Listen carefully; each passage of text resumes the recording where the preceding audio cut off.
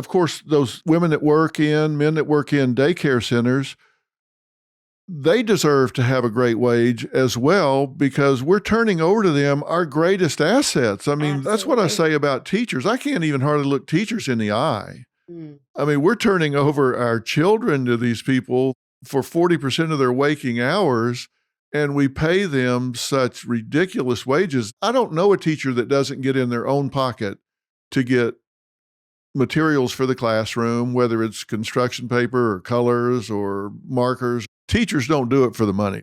right, Let's put it that way. They're getting in their own pocket to right. facilitate their classrooms. So we clearly have to pay these daycare centers a good wage if we want quality people there.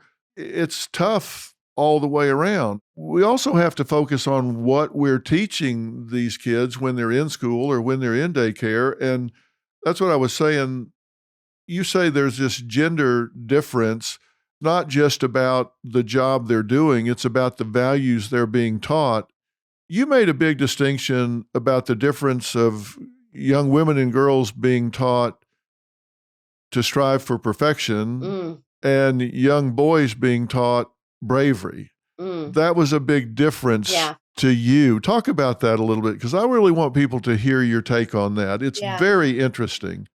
So, a couple years ago, I get asked to do a TED talk. And like I said, I've been working on fighting for women and girls my whole life, led my first march when I was 13.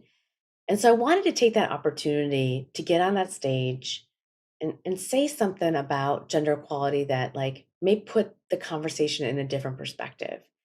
And I run an organization, Girls Who Code. We have taught 500,000 girls to code across the country.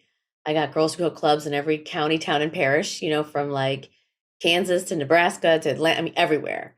And, when girls come to our programs to learn how to code, none of them have coded before. And so you're coming in with no knowledge. And during that first week, every teacher would tell me the same story.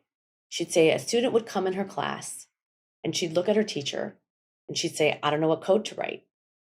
And the teacher would look at her computer screen and she'd see a blank text editor. So if she didn't know any different, she thought that her student spent the past 10 minutes just staring at the screen. But when the teacher pressed undo a few times, she saw that her student actually wrote code, but then deleted it. So instead of showing the progress that she made or saying, hey, I wrote this, but I think I made a mistake, she rather showed nothing at all. So it's this idea of perfection or bust. I tell this story on the TED stage. I walk off and I am inundated. 6 million people watch this talk, and I'm with women who say, I do this too.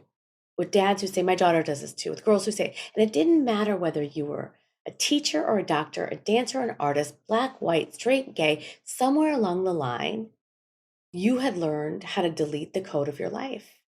And what I mean by that is somewhere along the line, you had learned how to give up before you even try. And I wanted to understand, is that true? And if it is, when did you learn it? And can you unlearn it? And so, I wrote my last book, Brave Not Perfect, about this. And I learned it is true. Go to any playground in America and you'll see what I'm talking about. We tell our boys to like climb to the top of the monkey bars and then just jump head first. But with our girls, it's like, be careful, honey. Don't swing too high. Did you take that toy away from her?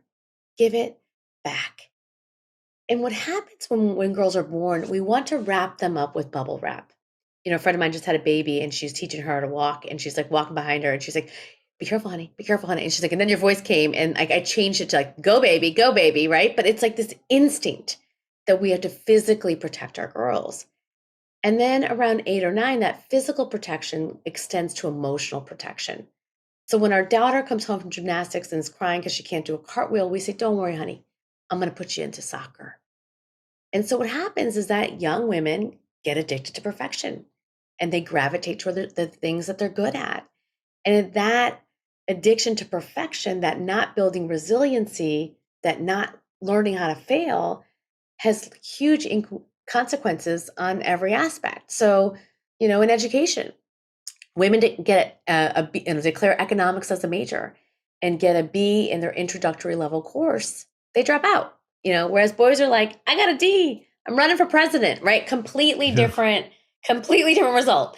You see it in mental health, as you know, Dr. Phil, right? The rates of suicide, anxiety, and depression much higher for girls, than they are for boys. And you see it in leadership, where men apply for a job if they meet 60% of the qualifications, and women don't even apply unless they meet 100%.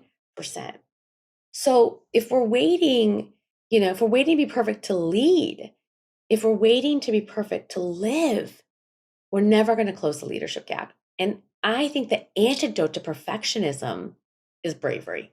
I hear what you're saying. The flip side of that is boys growing. I grew up in athletics. I played football in grade school, junior high, high school, college. The message was big boys don't cry. I mean, rub some dirt on it, get back in there, be brave, be tough, have some courage.